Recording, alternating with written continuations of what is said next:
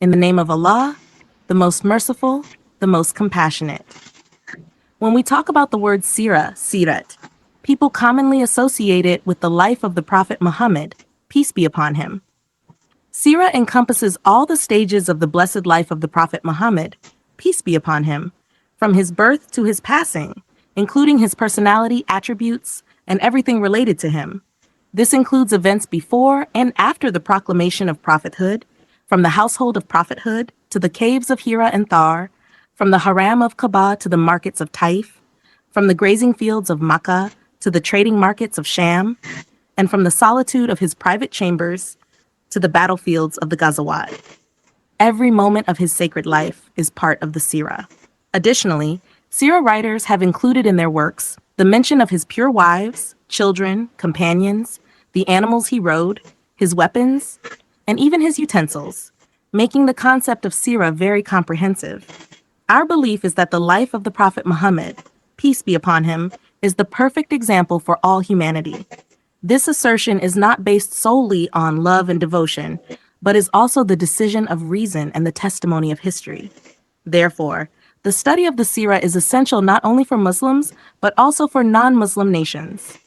From an Islamic perspective, studying Seerah is not just an academic pursuit for Muslims. It is a religious obligation. The Prophet Muhammad, peace be upon him, said, "None of you will have complete faith until I am dearer to him than his parents, children, and all people." It is well established that repeatedly mentioning someone in good words increases love for them. Furthermore, it is necessary to know the life of the one you love. The Holy Quran commands not only to believe in Allah, but also to believe in his messenger, peace be upon him, and to follow his footsteps.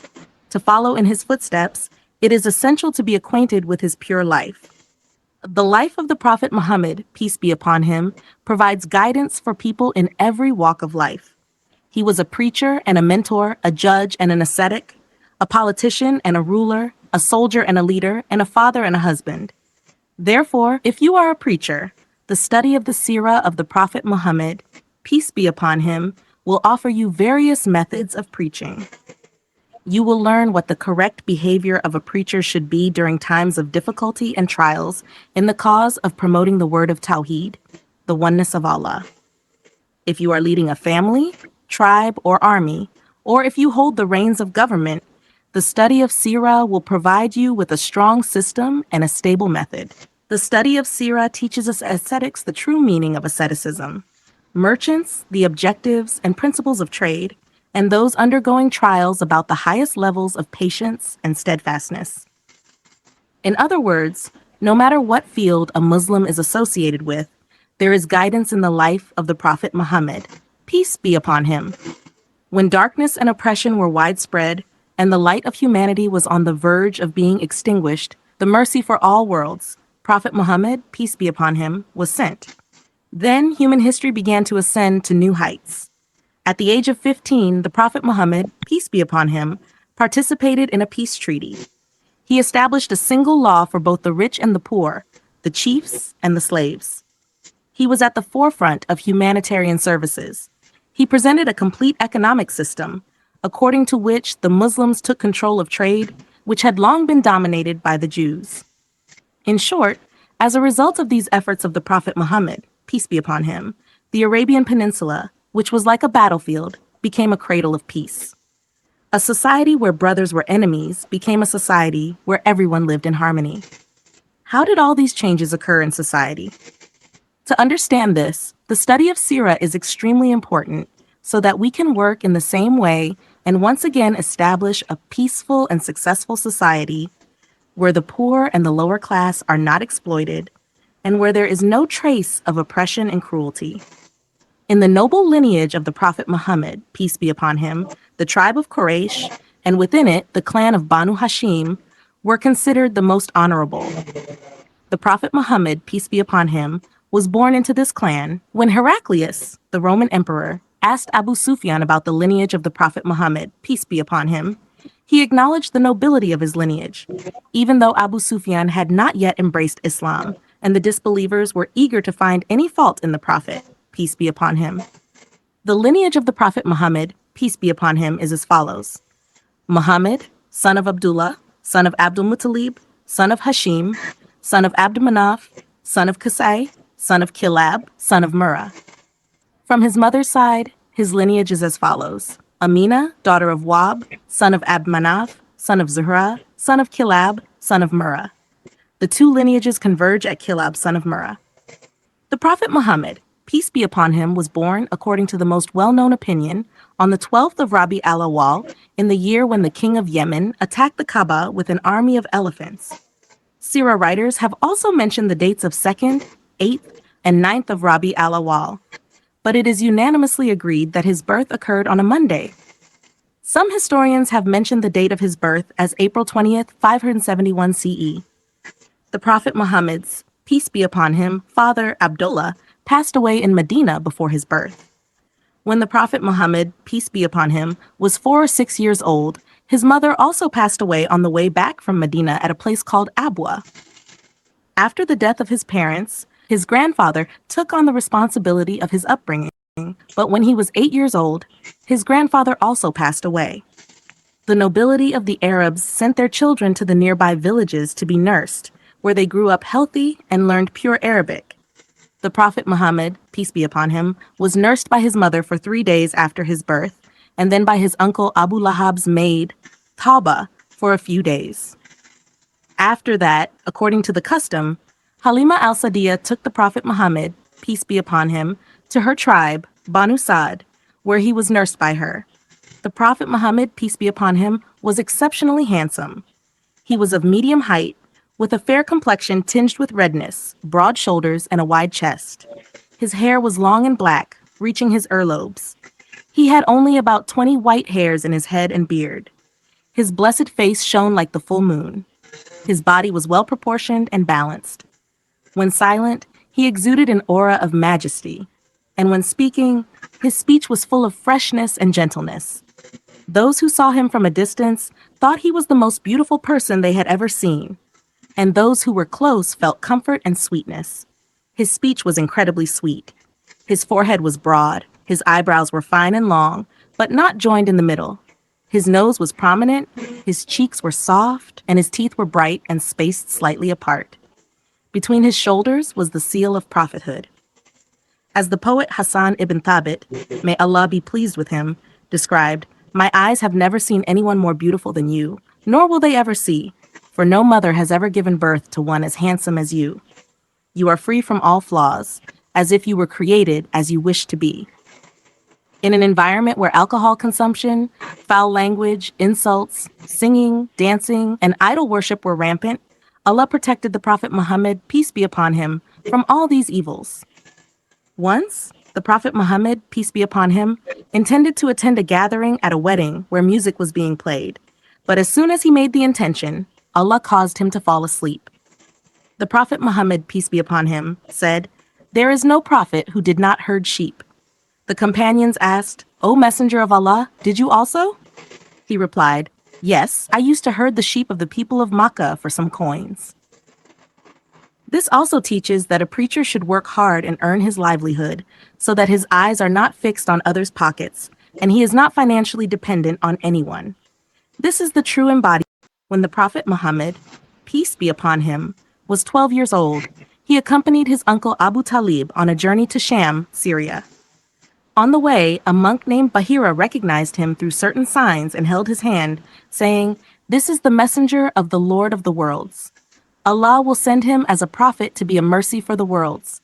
When he arrived here, all the trees and stones prostrated before him, and they do not prostrate to anyone except a prophet.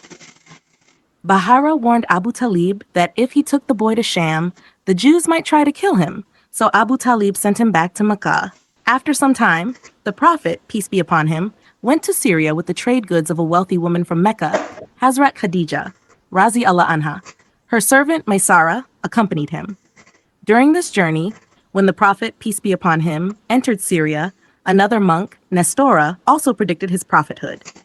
According to Maysara, many unusual events occurred during this trip.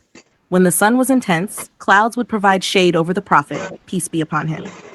When the Prophet, peace be upon him, was 35 years old, the Quraysh decided to rebuild the Kaaba. All the tribes eagerly participated in this task. When the time came to place the black stone, Hajar al-Aswad, in its position, every tribe and individual wanted to have the honor of doing so, leading to the point where oaths were made to fight. However, a few wise individuals suggested finding a peaceful solution. It was agreed that the first person to enter the Kaaba the next morning would decide the matter. The next day, the Prophet, peace be upon him, was the first to enter the Kaaba, and everyone unanimously said, "Indeed, he is trustworthy.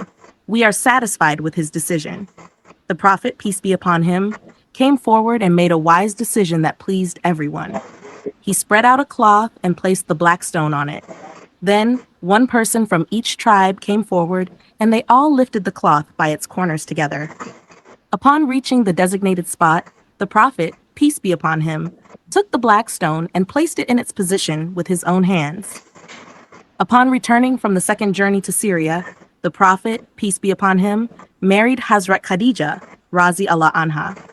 She was a wealthy and intelligent woman. The Prophet, peace be upon him, had taken her trade goods to Syria, and upon learning of his honesty and capability, she sent a marriage proposal through her friend, Nafisa, which the Prophet, peace be upon him, accepted. Abu Talib solemnized the marriage in the presence of the Quraysh nobles. According to well-known traditions, the Prophet, peace be upon him, was 25 years old at the time of the marriage, while Hazrat Khadija, Razi Allah Anha, was 40 years old. She had been married twice before and had children from both marriages. From her first marriage to Nabash bin Zarara, she had two children, Hind and Hala, and from her second marriage to Atiq, she had a daughter, also named Hind. All three children embraced Islam. The Prophet, peace be upon him, had children only with Hazrat Qazi Allah Anha, except for one son. The Prophet, peace be upon him, loved her immensely and did not marry another woman during her lifetime.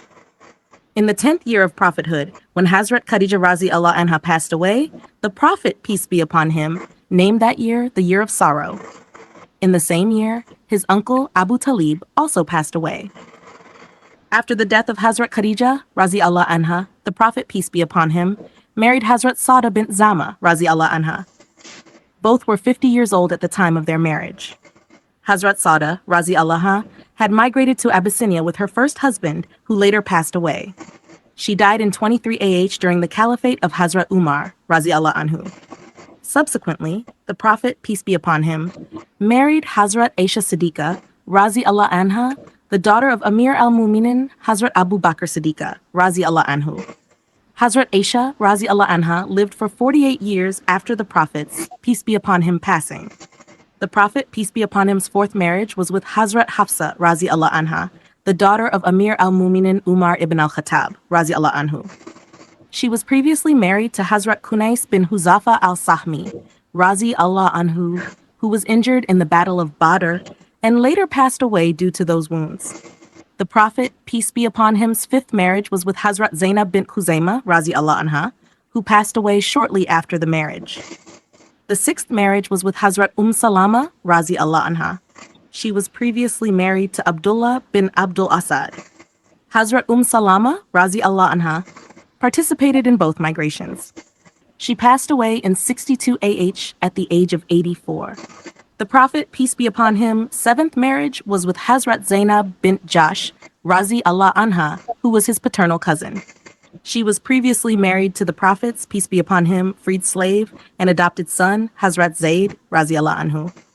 The Prophet, peace be upon him's eighth marriage was with Hazrat Juwayriyah bint Harith, Razi Allah Anha. Her first marriage was to Musafi bin Safwan, who was killed in the Battle of Muraisi. Hazrat Juwayriyah, Razi Allah Anha, was captured and her owner, Thabit bin Qais, wanted to ransom her for some money. The Prophet, peace be upon him, paid the ransom and married her. Hazrat Juwayriyah was the daughter of Harith bin Abi Dirar, the chief of the Banu Mustalik tribe.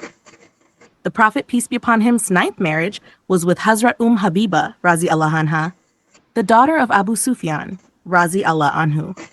Her first marriage was to Ubaidullah bin Jash, with whom she migrated to Abyssinia. However, he converted to Christianity and died in disbelief. The Prophet, peace be upon him, sent a proposal for marriage to the king of Abyssinia, who solemnized the marriage himself. The Prophet, peace be upon him's 10th marriage was with Hazrat Safiya, Razi Allah Anha, the daughter of the chief of the Jewish tribe Banu Nadir, Huyay bin Akhtab, and a descendant of Prophet Aaron S. She had been married twice before, and her second husband was killed in the Battle of Khaybar. Hazrat Safiya, Razi Allah Anha, was captured and accepted Islam, after which the Prophet, peace be upon him, freed her and married her.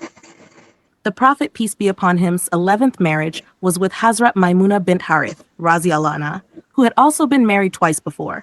To be continued. Thanks for watching.